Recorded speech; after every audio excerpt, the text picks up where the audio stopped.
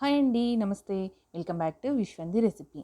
ఇవాళ మన రెసిపీ వచ్చేసి టమాటా అలాగే దొడ్డు గోధుమ రవ్వతో పెట్టుకునే వడియాలు. ఈ వడియాలు పుల్ల పుల్లగా, కారంగా, ఘాటుగా కూడా చాలా టేస్టీగా ఉంటాయి. చాలా ఈజీగా పెట్టుకునే వడియాలు. సమ్మర్లో మనం ఇలాంటి ఎన్నో రకాల వడియాలను పెట్టుకుంటూనే ఉంటాం. ఓసారి ఈ టేస్ట్ని ట్రై చేయండి. అలాగే ఇప్పటివరకు మన ఛానల్ ఎవరైనా ఫస్ట్ టైం కనుక చూస్తున్నట్టయితే తప్పకుండా సబ్స్క్రైబ్ చేయండి. పక్కన ఉన్న బెల్ ఐకాన్ కూడా ప్రెస్ చేయండి.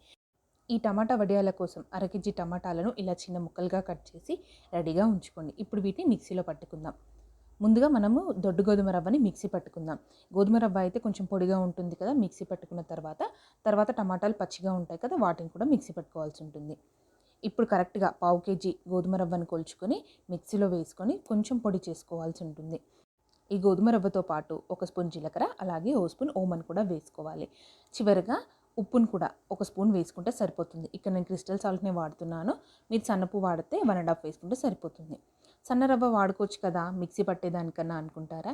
సన్న రవ్వని మిక్సీ పట్టామనుకోండి మొత్తంగా పొడిగా అవుతుంది. అదే మనం దొడ్డు గోధుమ రవ్వను తీసుకున్నామంటే కొంచెం పిండిలా అవుతుంది, మిగిలిందంటే రవ్వలా అలాగే ఉంటుంది.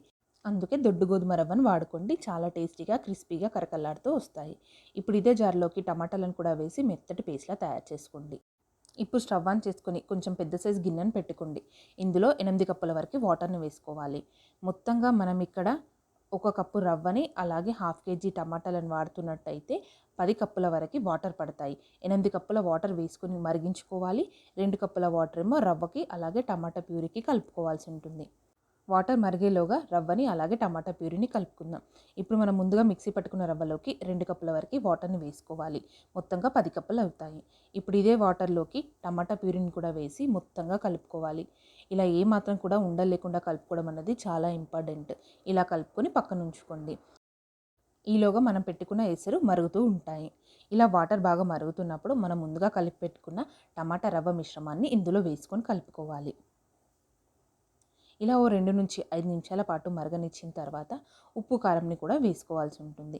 1.5 స్పూన్ వరకు కారము అలాగే సగం స్పూన్ వరకు మాత్రమే సాల్ట్ వేసుకోండి. చిటికెడు పసుపును అలాగే చిటికెడు కన్నా కొంచెం ఎక్కువ సైజులో మసాలాని వేసుకోండి. ఈ మసాలాతోటే అసలైన టేస్ట్. అస్సలు స్కిప్ చేయకండి, ఖచ్చితంగా వేసి తీరాల్సిందే. ఇలా ఒక 5 నుంచి 6 మినిట్స్ పాటు మరిగిన తర్వాత మరో స్పూన్ జీలకర్ర, మరొక స్పూన్ ఓమన్ కూడా వేసుకోండి. ఇవి తింటుంటే పంటికి తగిలి చాలా టేస్టీగా ఉంటాయి.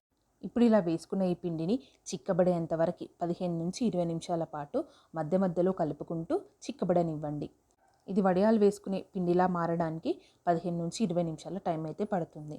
ఇలా ఉడకనివ్వండి. రవ్వ ఎంత ఉడికితే అంత టేస్టీగా వస్తాయి వడియాలు. చివరగా దింపే కన్నా ఓ 5-10 నిమిషాల ముందు ఇలా నువ్వులను వేసుకోండి. హాఫ్ కప్పు వేసుకుంటే సరిపోతుంది. నువ్వులు కొంచెం తక్కువగా తినే వాళ్ళైతే మరి కాస్త తగ్గించి వేసుకోండి. ఇక్కడ నువ్వులు అన్నిటివి కంప్లీట్గా ఆప్షనల్. మనకి ఎన్ని కావాల్సి వస్తే అన్నీ వేసుకోండి. ఇలా 15 నుంచి 20 నిమిషాల పాటు ఉడికించుకున్న తర్వాత ఈ పిండి అనేది ఇలా జార విడిచినా కానీ స్పూన్కి అలాగే అతుక్కుపోతుంది. ఇప్పుడు దీన్ని ఒక స్టవ్ ఆఫ్ చేసుకొని 15 నిమిషాల పాటు చల్లారనివ్వండి. చూసారు కదా, చల్లారితే మనకి ఎలా కలర్ తెరుస్తుందో రెడ్గా. ఇది పైన బిల్డింగ్ పైన సన్లైట్కి ఇలా ఎర్రగా కనిపిస్తుంది.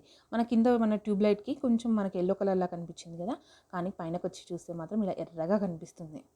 ఇక్కడ నేను ఎలాంటి ఆర్టిఫిషియల్ కలర్ని కూడా వాడలేదు. పిండి మొత్తాన్ని ఇలాగే వడియాల్లా పెట్టుకోండి. ఇలా పెట్టుకున్న తర్వాత 4 డేస్ డైరెక్ట్ సన్లైట్ కింద ఎండబెట్టామంటే ఇలా కరకరలాడే వడియాలంటే రెడీ అయిపోతాయి. ఎగ్జాక్ట్ 4 డేస్కి మనకు వడియాలంటే రెడీ అయిపోతాయి.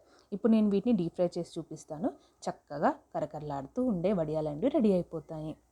ఆయిల్ కూడా ఒక్కసారి వేడెక్కిందంటే మ్యాక్సిమం సిమ్లో పెట్టుకొని ఫ్రై చేసుకోండి. ఎర్రగా వస్తాయి. కొంచెం మనం హై ఫ్లేమ్ అలా పెట్టామంటే మాత్రం కొంచెం మాడినట్టుగా వస్తే టేస్ట్ కూడా బాగుండదంతా. చూసారు కదా ఫ్రెండ్స్, టమాటా వడియాలను ఎలా తయారు చేసుకోవాలో. ఈ టమాటా వడియాలు పులుపే కాదు, ఘాటుగా కూడా భలే టేస్టీగా ఉంటాయి. నార్మల్గా పెట్టుకున్న అన్ని రకాల వడియాలతో పాటు ఇలా ఈసారి కొత్తగా ట్రై చేయండి, చాలా బాగుంటాయి. ఈ టమాటా వడియాల రెసిపీని అయితే తప్పకుండా మీరు ఇంట్లో ట్రై చేసి ఎలా వచ్చిందో నా కామెంట్ సెక్షన్లో చెప్పండి. అలాగే సమ్మర్ కదా, వడియాలని అలాగే కూల్ డ్రింక్స్ని కూడా మరెన్నో రకాల వీడియోస్ని కూడా నేను త్వరలోనే షేర్ చేస్తాను. తప్పకుండా లైక్ చేయండి, షేర్ చేయండి. మీ ఫ్రెండ్స్ అండ్ ఫ్యామిలీ మెంబర్స్కి కూడా కొంచెం ఫార్వర్డ్ అయితే చేయండి. సబ్స్క్రైబ్ అయితే చేయడం అస్సలు మర్చిపోకండి. పక్కనే ఉన్న బెల్ ఐకాన్ని కూడా ప్రెస్ చేయండి. Thanks for watching.